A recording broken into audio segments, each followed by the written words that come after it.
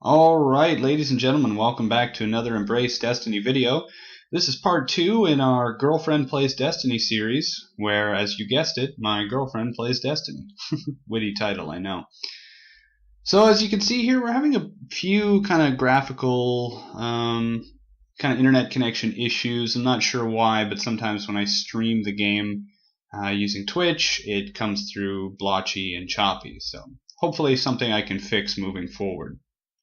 We're continuing here in the first mission. My girlfriend has done quite well for herself. She, her character woke up from the dead and found a gun, killed a bunch of alien threats, and has now moved to the Cosmodrome, where hopefully she can progress a bit further. So, as I mentioned in my last video, it's very interesting to watch a player who has little experience with twin-stick controller games.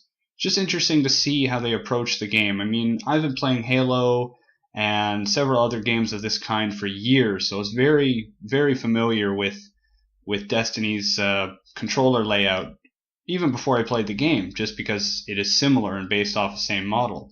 Plus, something you may not think about if you play these games often is a lot of them have a very similar way of... Wow, look at the video there. It's kind of hard to follow. Hopefully my audio is riveting. It's very different as you're playing these kinds of games, they subtly teach you more about moving and about threats. I mean, everybody knows when you're playing a horror game, when the music starts or stops, that's generally when something is about to happen. Now, we just witnessed a few moments ago my girlfriend's first death in the game. You'll notice she still favors the melee attack. Don't we all when we play Titan? I mean, it's just easier. The melee is strong. It's able to take out most opponents at this level in one punch, maybe two. And the fact that it has incredible aim assist. If you punch anywhere near an enemy, your character will turn and have a better chance of hitting them. So, anyway, she just leveled up here.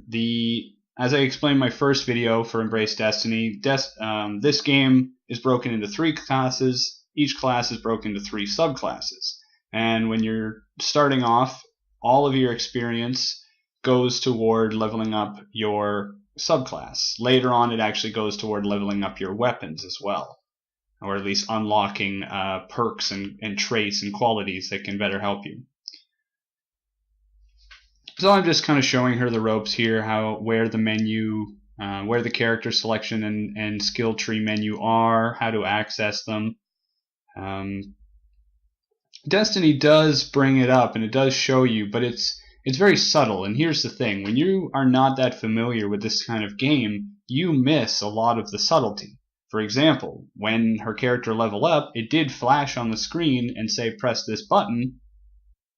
But when you go into it, it doesn't say move to this area, select, open it up. It tries to assume that the player has a knowledge base that is pretty common. But again, if you're used to something like Age of Empires, old school mouse and keyboard games, you kind of miss some of that knowledge, that history, and you are not as familiar as to where to go. So I found there were a couple of times where I had to show my girlfriend what I consider to be something very obvious, but I realize it's not if you haven't been playing, Counter-Strike and Call of Duty and Halo and just all that generation's games that have been leading to this point. And if you don't really believe me, if you don't play these games at all, or if you play them a lot and you think it's obvious, you should be able to notice it, try to think about how many games use the exact same controller scheme. They jump is A, X is reload, B is crouch if you're using an Xbox controller. I guess it would be circle, square, and X for those PlayStation people. A lot of games use a similar layout for a reason. It's comfortable, it's known, and it works. Same with game design. Music stops, something is, or starts, something is happening. So it's something I've commented on a few times, and I hope I don't bore you with the repetition, but I found it to be very interesting.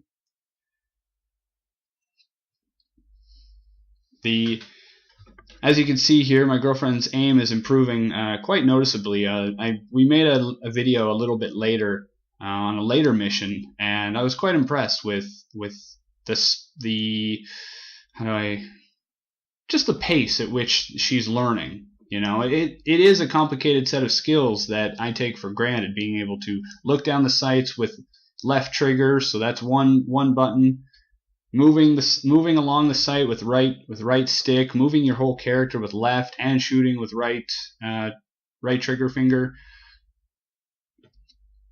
So, and I realized that this is actually quite a long mission. I mean, already she has been introduced to the world. She's found a gun. She's fought her way through 3 or 4 territories here, which a lot of Destiny levels do, but I find the first levels are a little bit longer. I think they're trying to just introduce more concepts along the way. Switching weapons is still a new thing here for my girlfriend. It's and it makes sense. You're playing this whole time. Auto rifles are pretty reliable and pretty understandable in terms of how to play. Switching to something like a shotgun is very, very strange. And the other thing is that Destiny tries to be, well, most shotguns in Destiny have a pretty short range, and that's something that a lot of people, when they think about a shotgun, don't think about. They think about a movie where you can, blast someone back across an entire room. But in Destiny, my friends, we always joke, we treat a shotgun like a ballistic sword, because you pretty much have to be that close in order for it to have any kind of an effect. And that about brings us to the end of the video today. As you can see, she is just about to finish her first quest in Destiny.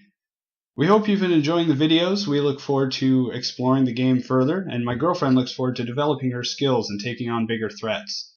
And she always cuts it so close with her health here. Boom! There goes the shotgun hit. Thanks for watching, everyone. We'll see you again next time.